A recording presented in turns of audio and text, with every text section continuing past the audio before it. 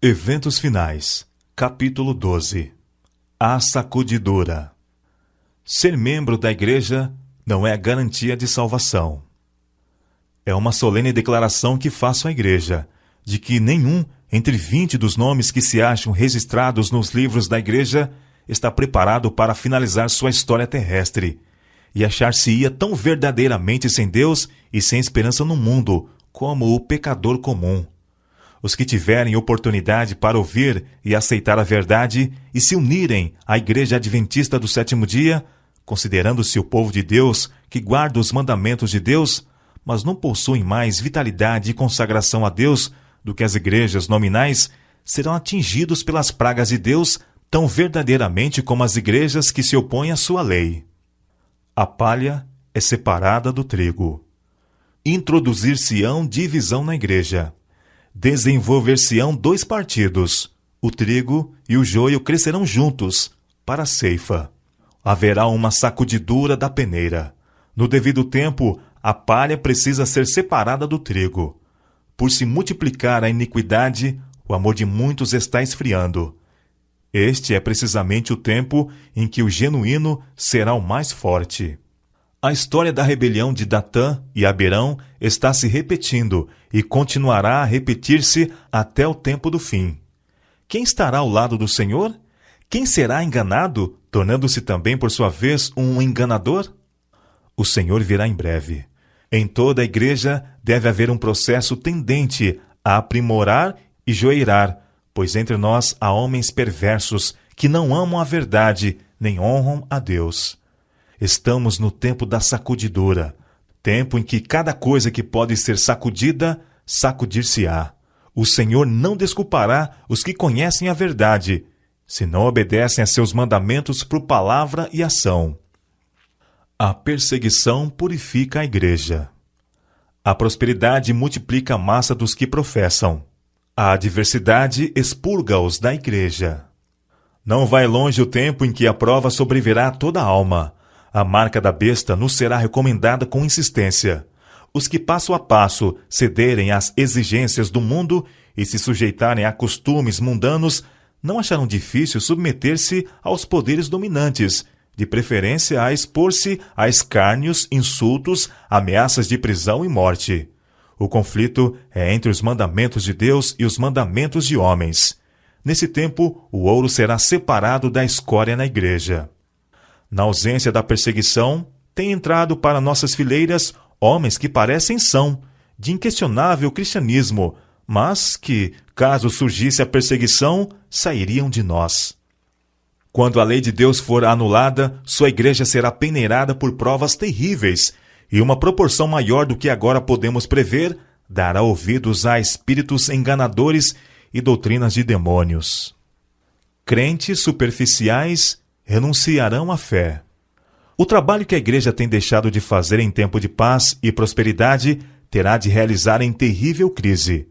Sob as circunstâncias mais desanimadoras, proibitivas. As advertências que a conformidade com o mundo tem silenciado ou retido precisam ser dadas sob a mais feroz oposição dos inimigos da fé.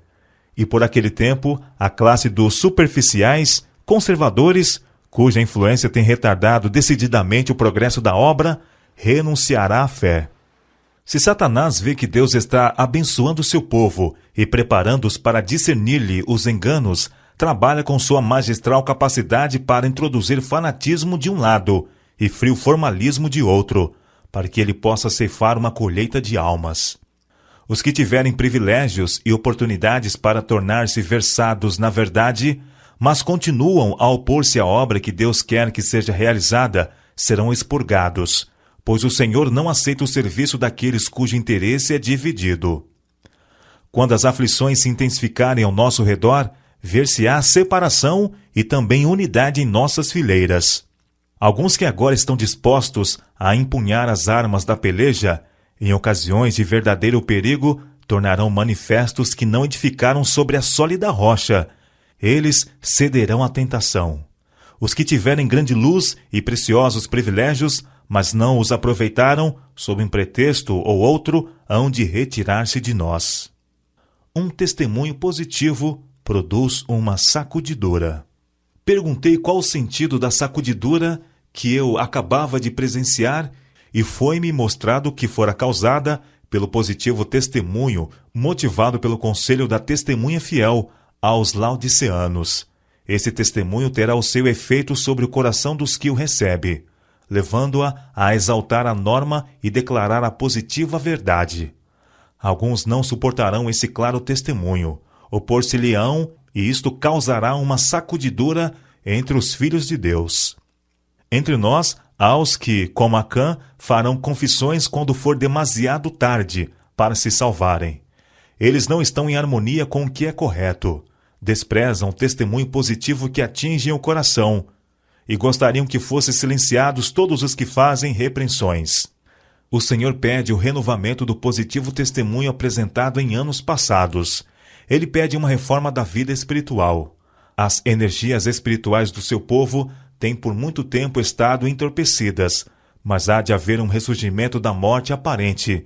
Pela operação e confissão do pecado, precisamos preparar o caminho do Rei. Críticas injustas causam perdas de almas. Mesmo em nossos dias, tem havido e continuará a haver famílias inteiras que uma vez se regozijaram na verdade e que perderão a fé devido às calúnias e falsidades que lhes foram apresentadas com relação àqueles a quem amavam e com os quais tiveram agradável conselho. Abriram o coração à semeadura do joio, o joio brotou entre o trigo. Eles o fortaleceram, a seara do trigo tornou-se cada vez menor, e a preciosa verdade para eles perdeu o seu poder. Falsas doutrinas afastam alguns. A chamada ciência e a religião achar-se-ão em campos antagônicos, porque os homens finitos não compreendem o poder e a grandeza de Deus. Estas palavras da Escritura Sagrada foram-me apresentadas.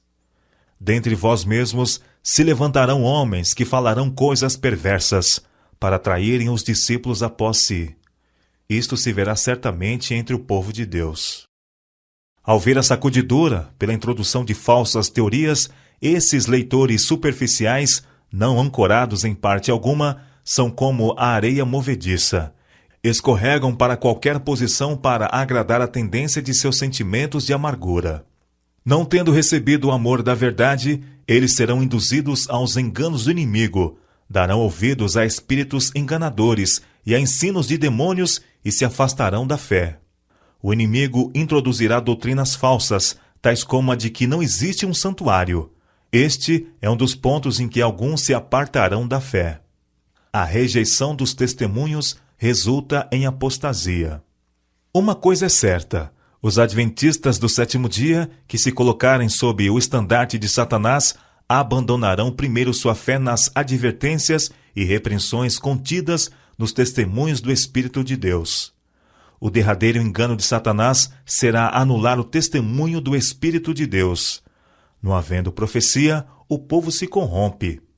Satanás operará habilmente de várias maneiras e por diferentes instrumentalidades para perturbar a confiança do povo remanescente de Deus no verdadeiro testemunho. O inimigo tem enviado seus magistrais esforços para abalar a fé de nosso próprio povo nos testemunhos. Isto é exatamente como Satanás tensionava que fosse, e os que têm preparado o caminho para o povo não dar atenção às advertências e repreensões dos testemunhos do Espírito de Deus, verão surgir uma torrente de erros de toda a espécie. O plano de Satanás é enfraquecer a fé do povo de Deus nos testemunhos. Em seguida, vem o ceticismo no tocante aos pontos vitais de nossa fé, as colunas de nossa posição, depois as dúvidas acerca das Escrituras Sagradas, e então a caminhada descendente para a perdição. Quando os testemunhos, nos quais se acreditava anteriormente, são postos em dúvida e rejeitados, Satanás sabe que as pessoas enganadas não pararão aí, e ele redobra os seus esforços até lançá-las em rebelião aberta, que se torne irremediável e termine em destruição. Deserções entre os dirigentes de igreja. Muitas estrelas que temos admirado por seu brilho tornar-se-ão trevas. Nas cenas finais da história terrestre, homens a quem ele honrou grandemente seguirão o exemplo do antigo Israel.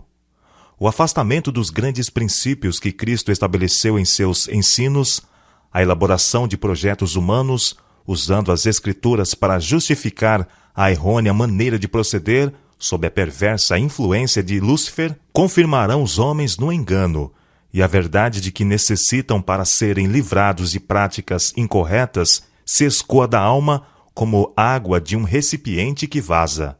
Muitos demonstrarão que não são um com Cristo, que não estão mortos para o mundo, para que possam viver com Ele. E as apostasias de homens que ocuparam posições de responsabilidade serão frequentes. Pastores não santificados serão eliminados. A grande questão que está tão próxima, o cumprimento da lei dominical, eliminará aqueles a quem Deus não designou, e ele terá um ministério puro, leal, santificado e preparado para a chuva serôdia.